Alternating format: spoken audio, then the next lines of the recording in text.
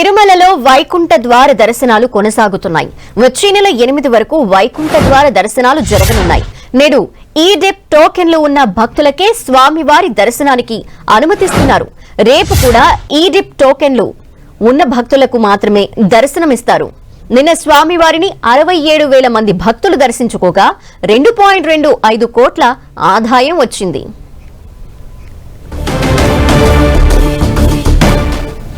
మరిన్ని వివరాలు మా తిరుమల ప్రతినిధి శ్రీనివాస్ అందిస్తారు. శ్రీనివాస్.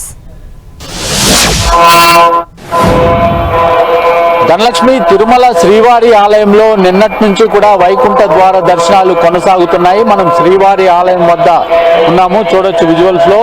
ఆలయం వద్ద భారీ ఎత్తున భక్తులు స్వామివారిని దర్శించుకుంటున్నారు. ఎవరికైతే ఈ డిప్ లో టోకన్లు పొందారో అటువంటి వాళ్లకు మాత్రమే దర్శనాలు కల్పిస్తుంది టీటీడీ. మొత్తంగా నిన్నటి రోజున 67,000 మంది స్వామివారిని దర్శించుకున్నారు. ఈ రోజు కూడా 67,000కు మించి స్వామివారిని దర్శించుకొని ఉన్నారు. అంటే ఈ 3 రోజుల పాటు కూడా ఈ డిప్ లో ఎవరైతే టోకన్లు పొంది ఉంటారో అటువంటి వాళ్ళని మాత్రమే టీటీడీ దర్శనానికి అనుమతిస్తుంది. 2వ తారీఖు నుంచి కూడా డైరెక్ట్ గా టోకన్లతో పని లేకుండా స్వామివారి దర్శనానికి అనుమతించడానికి టీటీడీ జాగ్రత్తలు తీసుకుంటుంది. అదేవిధంగా నిర్ణయాలు కూడా తీసుకుంది. మనం చూడొచ్చు ఆలయం ముందు మొత్తం కూడా భక్తులతో కోలాహలంగా ఉంది. అంటే స్వామివారిని దర్శించుకున్న భక్తులు వెలుపలికి వచ్చి ప్రసాదాల కోసము ఇక్కడ వేచి ఉండడం జరుగుతుంది. మొత్తం మీద తిరుమల మొత్తం కూడా ఈ డిప్ టోకన్లు పొందిన భక్తులు రావడంతో కాస్త సందడిగా మారింది.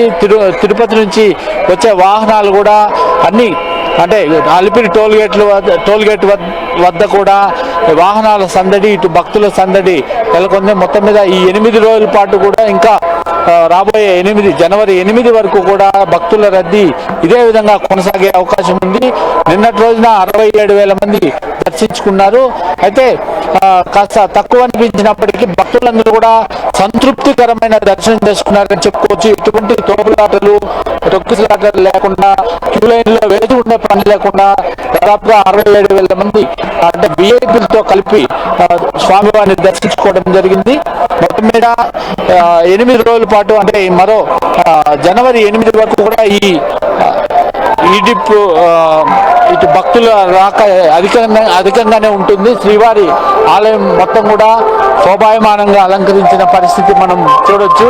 అంటే ప్రధానంగా వైకుంఠ ఏకాదశి అనగానే అలంకరణలకు ప్రాధాన్యత ఇస్తారు. ముందుగా మహాద్వారం వద్ద ఉండే గోపురానికి ప్రతి ఏటా కూడా ఒక కొత్తదనాన్ని తీసుకొచ్చే విధంగా అలంకరణలు అనేవి ఉంటాయి. మనం చూడొచ్చు విష్ణుమూర్తి, భారీ విష్ణుమూర్తి ఇక్కడ శయనిస్తున్నట్టు, అంటే శేషస్థల్పం మీద శయనిస్తున్నట్టు ఇక్కడ ఏర్పాట్లు చేశారు. దీన్ని భక్తులు అంటే విశేషంగా భక్తులను ఆకట్టుకుంటుందని చెప్పుకోవచ్చు. సమీపంలోనే ఇటు ఒక వైకుంఠం సెట్ను కూడా ఏర్పాటు చేశారు. ఇక మొత్తం శ్రీవారి ఆలయం అంతా కూడా టన్నుల కొద్ది పుష్పాలతో అలంకరణలు చేశారు.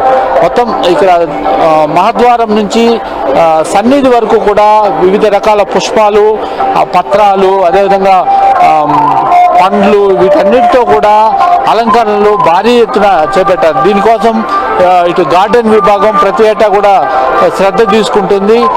చెన్నై కావచ్చు, ఇటు కర్ణాటక, ఈ రాష్ట్రాలకు చెందిన దాతలు, అదేవిధంగా తెలంగాణ, ఆంధ్రప్రదేశ్కి చెందిన దాతలు ఈ పుష్పాలంతా కూడా పంపుతారు. ఈ కళాకారులు కూడా వివిధ కళాకారులు ఇక్కడికి వచ్చి వీటిని అలంకరణలో ముఖ్య పాత్ర పోషిస్తారని చెప్పుకోవచ్చు. మొత్తం చూసినట్లయితే ఆలయం అంతా కూడా పుష్పాలతో నిండిపోయింది. ఇటు భక్తులు కూడా ఈ దృశ్యాన్ని చూసి సంతోషం వ్యక్తం చేస్తున్న పరిస్థితి అయితే కనబడుతుంది. ఎంతమంది భక్తులకి పంపిణీ చేయడం జరిగింది?